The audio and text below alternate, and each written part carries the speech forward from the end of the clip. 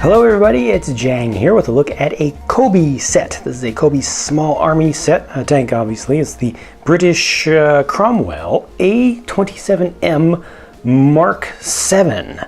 A fairly iconic World War II cruiser style tank.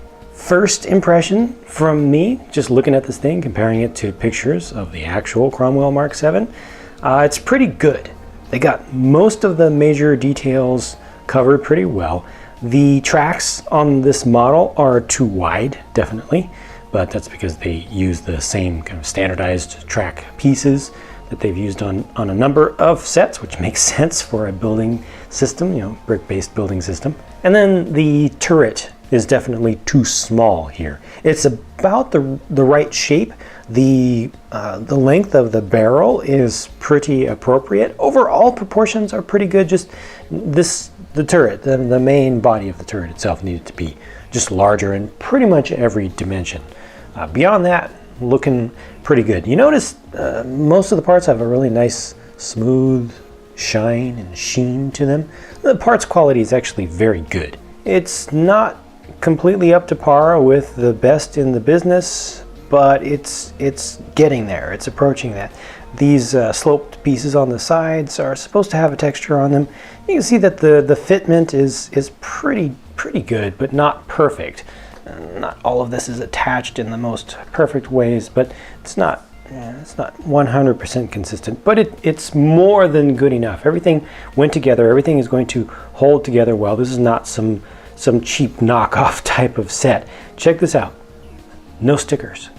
Prints. Only prints. Anything that you see on this entire set that involves some form of decoration, print. Even though they have different prints that are on different types of pieces. So you've got a different one there compared to this side. You notice it's actually a different piece. You wouldn't be able to print that. It's actually upside down, one versus the other. So that is a nice value add. Nice little tools here on the side. The road wheels look good. The drive sprocket is put together nicely from multiple pieces. You know, a good level of detail with those pieces, even though a number of them are reused across multiple tanks. And the tracks themselves are just a little bit loose.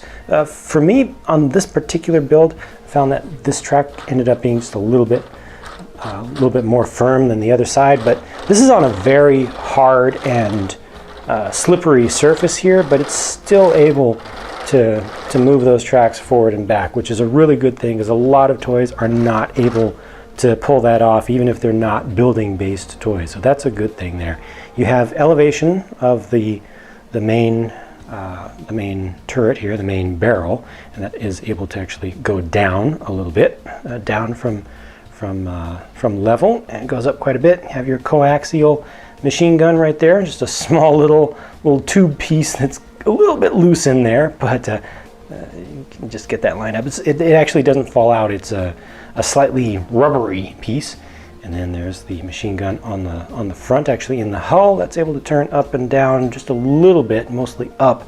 Does not go side to side. More prints. Even this little small hatch in the front is also a print. They got the little light on the side, that's done well. Hatch up at the front where you can put a driver down in there. There's a little bit of space where you can just squeeze them down in there and actually have them standing up if you want, or just a soldier can be just standing up in there if you want. Obviously at the turret you've got a set of hatches there, or two halves of hatches, and then the last hatch is back here. This whole structure right here is supposed to be where the exhaust came out. That could have used something on the back to indicate opening back there. That's one thing that's just a little bit off with the details.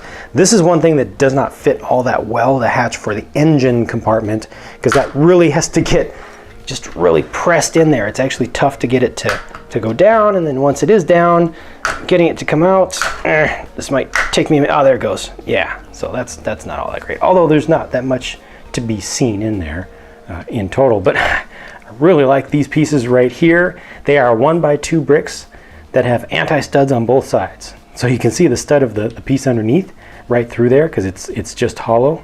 A brilliant piece. You know, it's just a in electrical and plumbing circles, it would be called a gender bender or gender changer. It allows you to connect studs from top and bottom at the same time. Well, actually a lot of cool pieces were included in the set that allow you to do things that I'm not very familiar with. There we go, that actually worked out. Okay. COBI minifigures are a trip. They are comic, comedic, but yet they have quite a lot of authenticity and good level of detail. Also the accessories, the weapons here, nicely, molded, realistic. Also the binoculars there.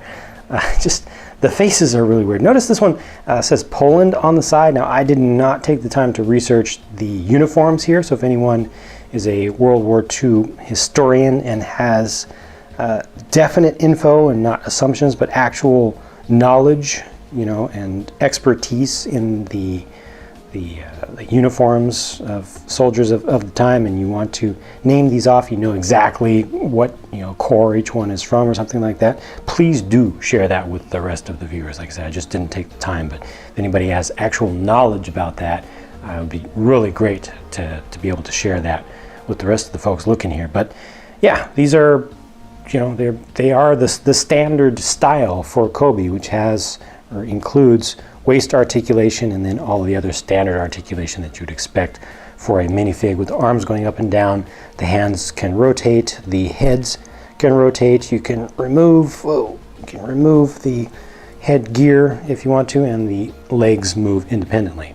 This is the second COBI small army set that I have ever owned and built and reviewed, and I'm becoming more impressed with their level of quality. These are current sets, are from the current line for 2015. The parts quality is pretty respectable. I really like the color that's included here. It's a very, very nice green, very, very muddy, very, very appropriate. I don't know if any actual Cromwells were done in this exact color, but it's a nice thing to have just for general use for this sort of subject. And the inclusion of all the prints on here, the realistic inspired prints, rather than resorting to the use of stickers, I think is great. I think that's a real treat. Like I said at the beginning, there's a little bit of lack of realism with the proportions, with the tracks and the turret, mostly the turret. But beyond that, I think they've done a pretty good job using mostly just pieces, if not all pieces, that are used across the line.